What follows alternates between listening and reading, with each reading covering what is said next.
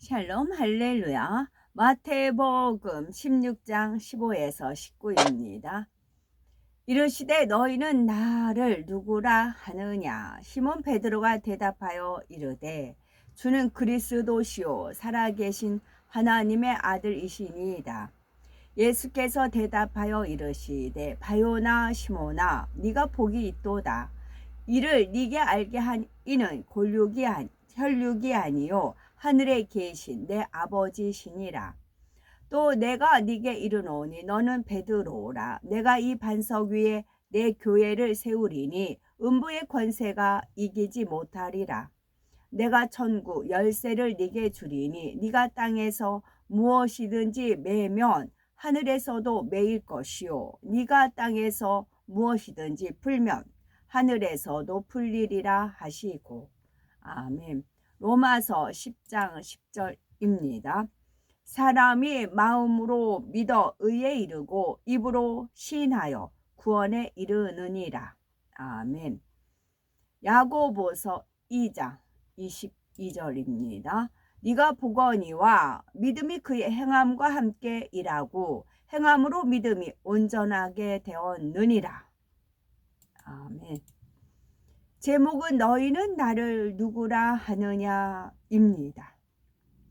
어떤 부부는 평생을 같이 살면서도 사랑한다는 고백을 거의 하지 않는다고 합니다. 마음이 중요하지 꼭 그걸 말로 해야 하느냐라는 것이지요. 물론 입술의 고백보다도 마음이 더 중요합니다.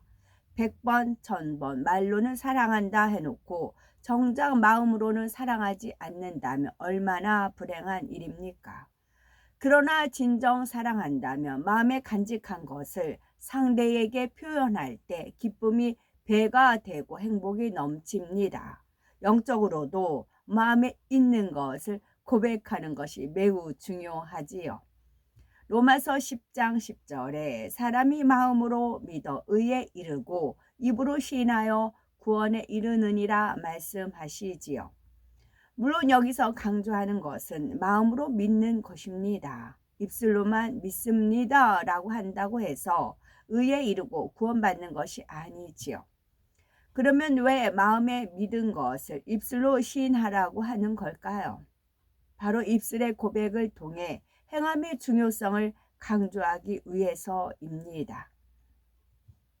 마음에서 믿어지는 믿음 없이 입술로만 믿습니다 라고 하는 사람은 믿음에 대한 행함이 따르지 않습니다. 그러나 마음에서 믿은 것을 입술로도 고백하는 사람은 행함을 통해 믿음의 확실한 증거가 나타내지요. 야고보서 2장 22절에 네가 보거니와 믿음이 그의 행함과 함께 일하고 행함으로 믿음이 온전케 되었느니라 말씀한 대로 하라 하지 말라 지키라 버리라는 하나님의 말씀을 그대로 순종하는 것을 볼 수 있습니다.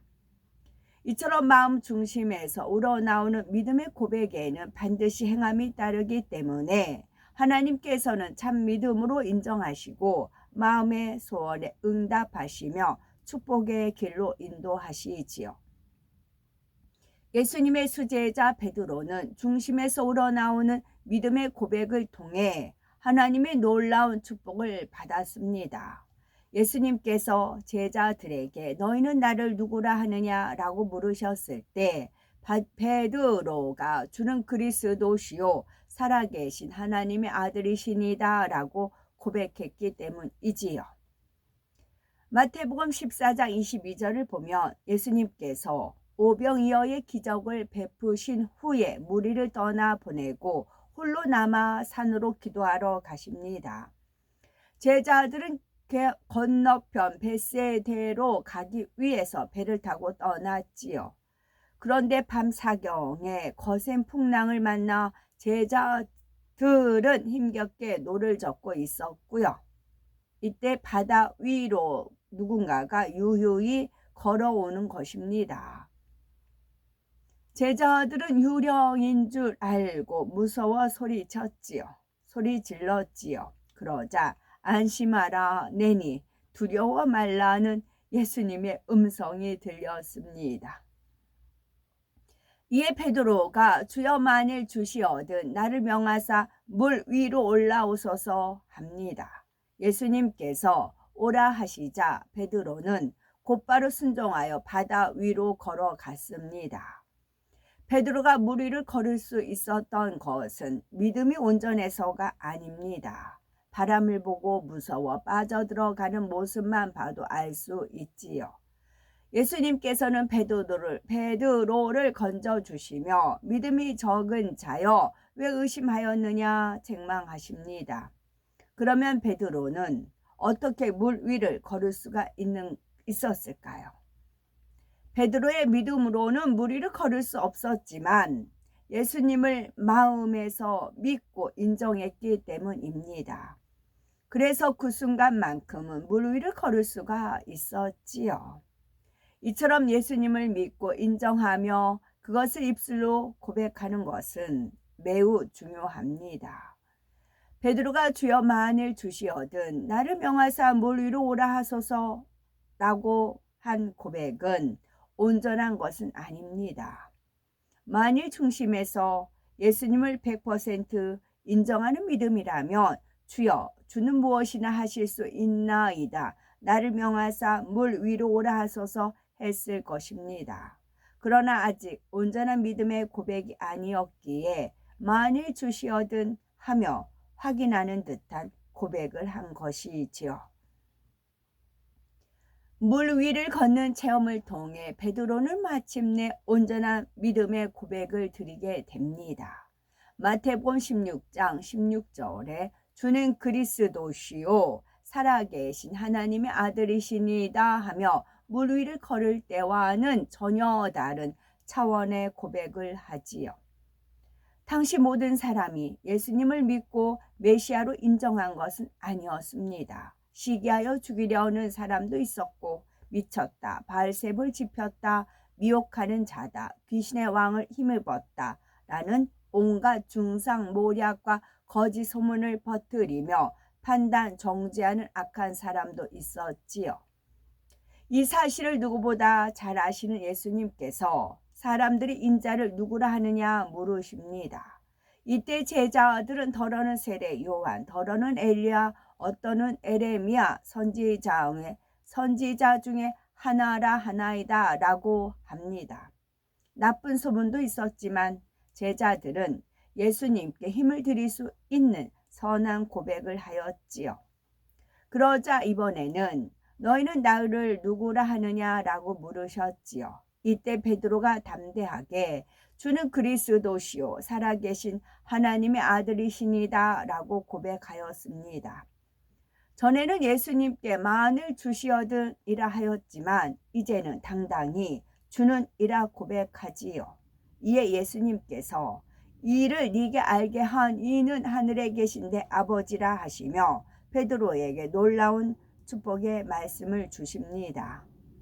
너는 베드로라 내가 이 반석 위에 내 교회를 세우리니 음부의 권세가 이기지 못하리라. 내가 전구 열쇠를 네게 주리니 네가 땅에서 무엇이든지 매면 하늘에서도 매일 것이요 네가 땅에서 무엇이든지 풀면 하늘에서도 풀리리라.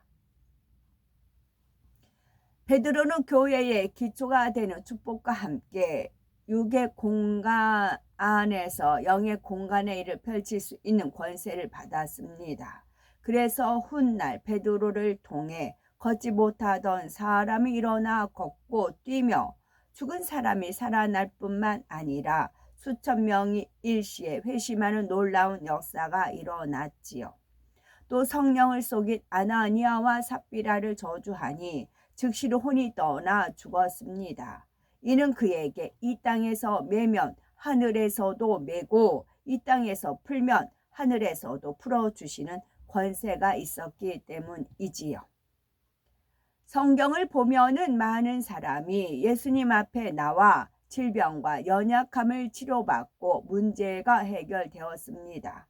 그 중에는 이방인도 있었지만 대부분 조상 대대로 하나님을 알고 믿은 유대인이었지요. 그들이 하나님을 믿는다고 해도 자신들의 믿음으로 문제를 해결하고 응답받을 수 있는 것은 아니었습니다. 예수님 앞에 나왔을 때 질병과 연약함이 치료되고 문제가 해결된 것이지요. 바로 예수님을 믿고 인정한다는 증거를 행함으로 나타냈기 때문입니다. 많은 사람이 예수님 앞에 나와 옷자락이라도 만지려고 애쓴 것은 아직 그들의 믿음이 온전한 것은 아니라 해도 예수님 앞에 나가면 문제를 해결받을 수 있다는 믿음이 있었기 때문입니다. 이처럼 자신의 믿음으로는 응답받을 수 없었지만 예수님을 믿고 그 앞에 나와 믿음을 고백하면 예수님께서 바라시는 근본의 소리를 통해 응답받을 수 있었던 것입니다. 예수님께서는 전지전능한 하나님과 똑같은 능력을 지닌 분이십니다. 그러니 어떠한 질병이나 연약함은 물론 아무리 얽히고 설킨 문제라도 풀어주실 수 있지요. 그렇다고 해서 만난 사람마다 무조건 문제를 해결해 주신 것은 아닙니다. 예수님을 믿지 않고 인정하지도 않으며 관심조차 없는 사람에게까지 기도해주고 축복하는 것은 하나님의 공의에 맞지 않기 때문이지요. 만일 베드로가 예수님을 믿고 인정했다 해도 정작 그것을 입술로 고백하지 않았다면 놀라운 축복의 말씀을 받을 수가 있었을까요? 이는 베드로가 예수님을 마음 중심에서 믿고 인정해 입술로 고백했기 때문에 공의에 조금도 어그러짐이 없이 축복의 언약을 받은 것입니다. 베드로와 같이 성령의 사역에 동참하기를 원하는 사람이라면 중심의 깨달음에 따른 믿음의 고백이 있어야 합니다. 성령의 감동 가운데 나오는 입술의 고백을 통해 모든 마음의 소원까지도 신속히 응답받는 축복받고 아름답고 거룩한 보배롭고 복된 우리가 되어야 되겠습니다. 아멘. 밤 사경. 이스라엘 사경 시간의 밤 사경은 새벽 3시에서 6시 사이를 말합니다. 이스라엘은 저녁 6시부터 다음날 새벽 6시까지의 시간을 4등분하지요. 저녁 6시부터 9시를 1경, 밤 9시부터 12시를 2경, 밤 12시에서 새벽 3시를 3경, 새벽 3시부터 6시를 4경으로 구분한답니다. 아멘.